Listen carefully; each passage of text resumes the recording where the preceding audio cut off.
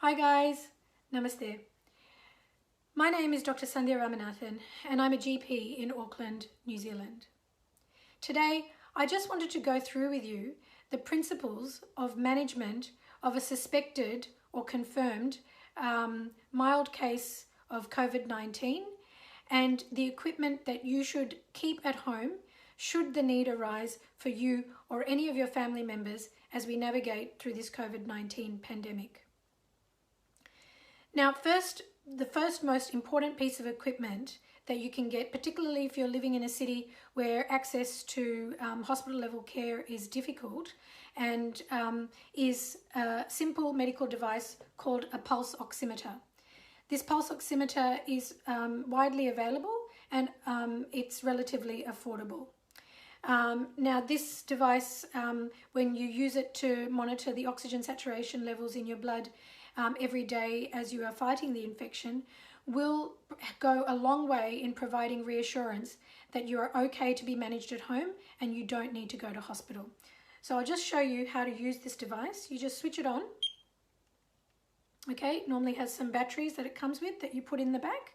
Then you just slot your index finger into the oximeter and it shines a light and determines what the oxygen saturation level is at the moment in your blood, and it looks like mine is not doing too bad at the moment. It's 100% and the number below is my pulse rate. Okay, so this is a very important device that you can invest in to make sure that your family stays safe. The normal range is between 95 and 100. If your oxygen saturation is falling below 93, and if it's associated with shortness of breath, it is an indication as well that you definitely need to get some urgent medical advice. The other simple pieces of equipment I'd like you to stock up in your house, a packet of large balloons, and I'll explain to you this in a minute. The other thing is also a straw. It can be a reusable straw, plastic straw, paper straw, anything will do. Now, if somebody in your family is to come down with symptoms suggestive of COVID and you can't get a test, that's okay. No need to panic. We know what we can do to basically get the best possible outcome if you carefully follow what I go through in this video. Another thing I'd like to request at the outset of this video is if you can please, I humbly request, watch this video till the end. It will provide a lot of useful information, and please share it with as many of your family and friends as you can as possible, because in doing so you will be saving lives. Now, the first principle of management of this condition at home is priming your immune system. Now, our immune system is our first port of defense in fighting any infection, and COVID-19 is no different. So it's very important that we have a good diet that is rich in real food, colorful vegetables and fruit, and minimize any junk, processed foods and alcohol or fizzy drinks, etc. Also, you need to stay well hydrated with water, and you need to remain calm, because this is an issue where your mind will very much determine what will happen to your matter or to your body. So it is very important that you stay calm, and these breathing exercises that I'll be showing you later will also help you do that. Now, in addition to your base immune system, which you need to keep primed with your excellent 8 hours sleep a night, I would, at the first sign of illness, add 3 immune boosting supplements every day, and that is zinc, vitamin D, and vitamin C. You can add something else if you wish, like turmeric, echinacea, but these 3 are essential: zinc, vitamin D, and vitamin C. Okay, so that covers your immune system. All right, and so we'll be taking that every day. The next most important principle of management is reduction in viral load.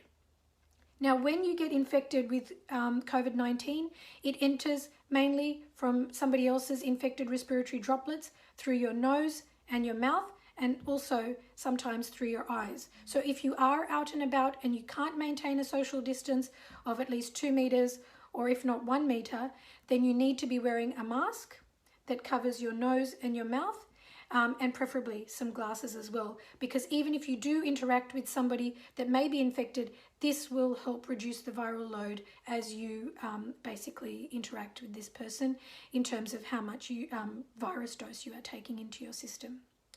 Now, say somebody in your family starts coming down with symptoms such as fever, dry cough, running nose, sore throat, loss of smell or loss of taste.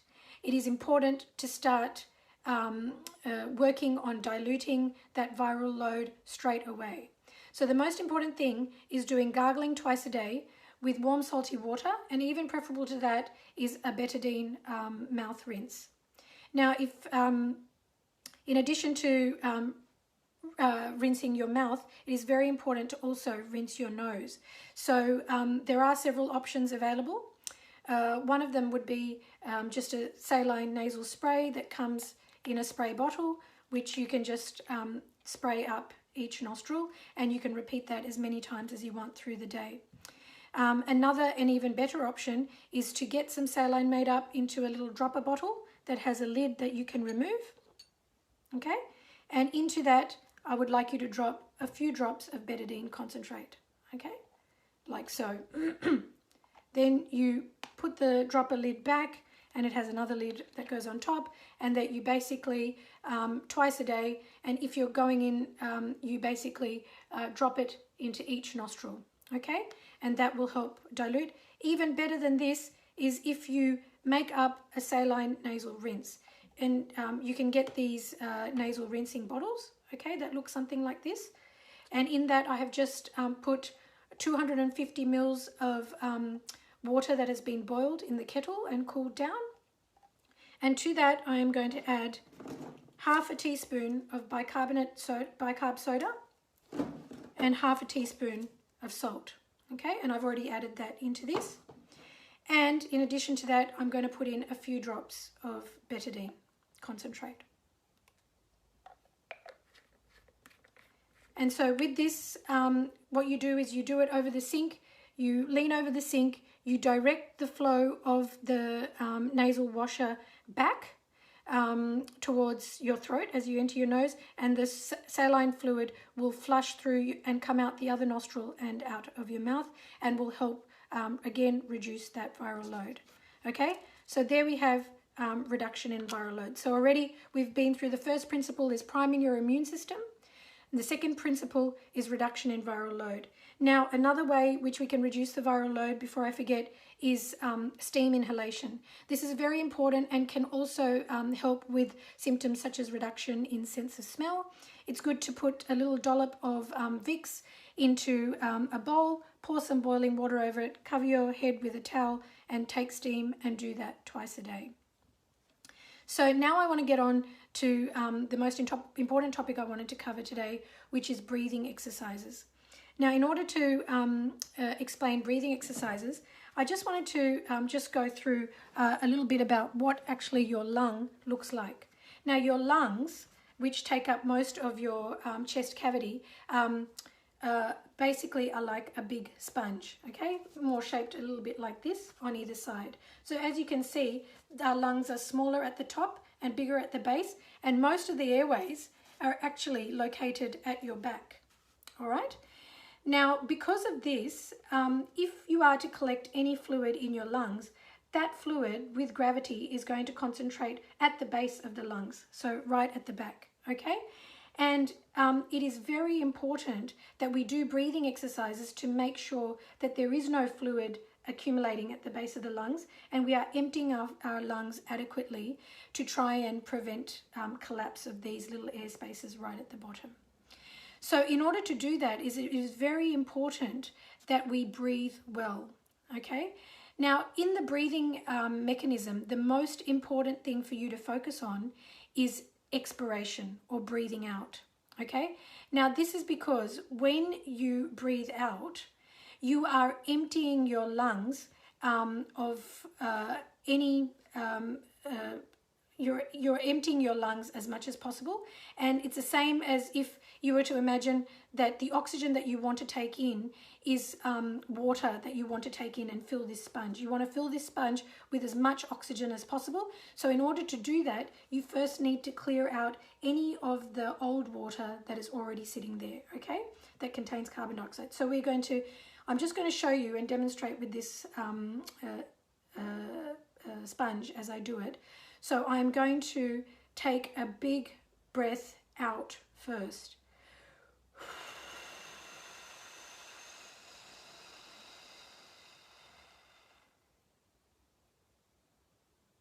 I'm going to hold it there.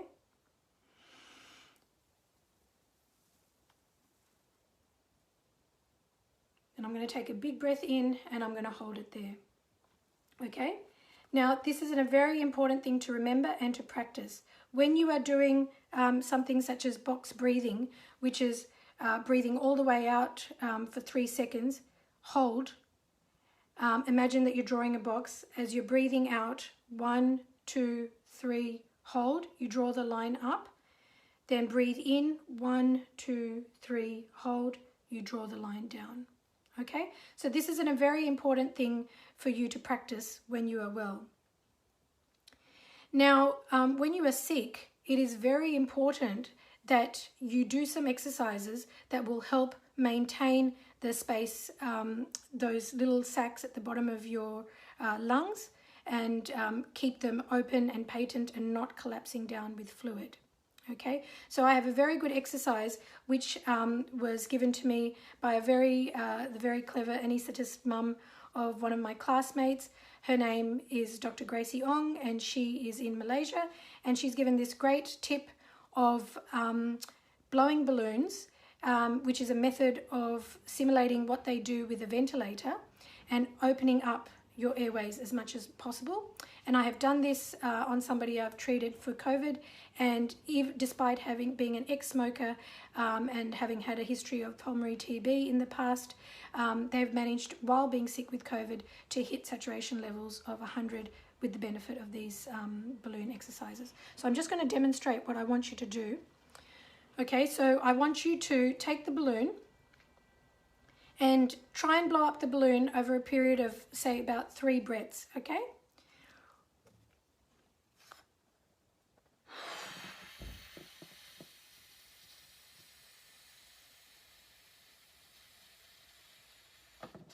Okay, that's 1 breath.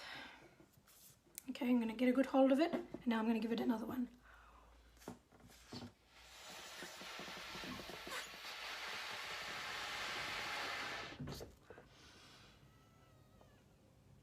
And 1 more.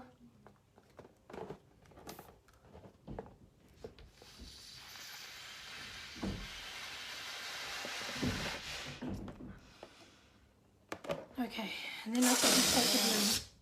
And now let's just check how my oxygen saturation is doing. And I'm sure it's improved, because that was a lot of effort. So basically what you're doing there is you're blowing out against resistance. That is a very good way to keep your airways patent. And there you have, I've just hit 100. Okay, now if you find that it's quite difficult, if you have elderly family members and they find it quite difficult to blow a balloon, you can pretend you are blowing a balloon, so they can just, pretend they have an imaginary balloon and just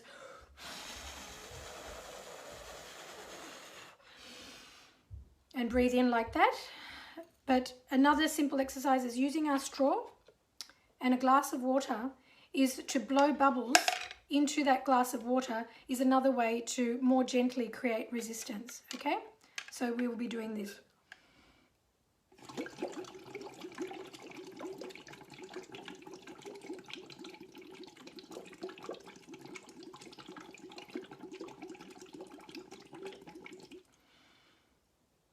And this is another very good way and a good exercise to do. And I would suggest that you would do these exercises seated, and you would do these several times a day and recheck your oxygen saturations. Now, in addition to these exercises, the other extremely important thing is your posture. Now, to demonstrate that, I've got my beautiful doll, Rani. and a little cushion.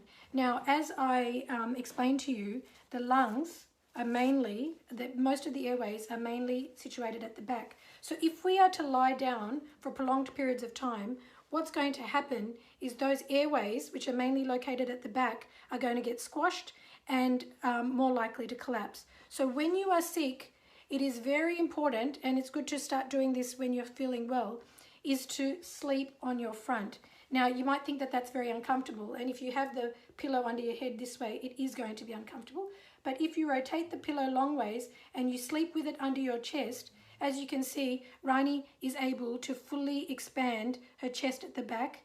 And I've had another case where a lady in her 70s was having saturations at 92, and she couldn't have access to any hospital beds, but just by sleeping at night on her tummy, she was able to bring her saturations back up to a safe level. So this is a very, very important thing. If you are sick, you are not meant to spend prolonged time lying on your back, and it's preferable to lie on your front, which is what they call a prone position, and it's what they're using in hospitals and also in ventilating these patients.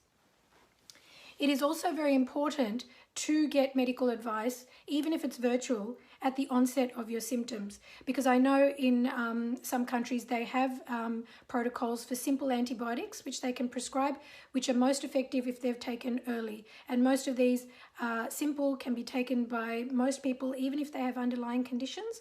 One of them is azithromycin, 500 milligrams once a day for 5 days, and some countries are adding in hydroxychloroquine as long as the patient's ECG is normal and they have no other medical problems. But again, that would only be done with somebody medical overseeing it. But the important thing is to stay calm. And if you do these 3 things, I'll just reiterate, they were boosting and priming your immune system. Number 2 was reduction in viral load. And number 3 was breathing exercises and maintaining a close eye on your saturations every day, at least for the first 14 days of the illness, and making sure that it stayed above between 95 and 100. Then you can be very happy that you will be fine and you will make a full recovery. If you need, what I will do is I will, that is quite a lot of information I've covered, but I will keep a brief description in the description box below. And just remember that there will be light at the end of this tunnel, that if you use the knowledge that we have gained over the last 6 months and you practice these things, you have a very good chance of making a full recovery and you will not need hospital level care. So please take all the adequate precautions to not get infected in the first place, and please stay healthy and stay safe. Thank you.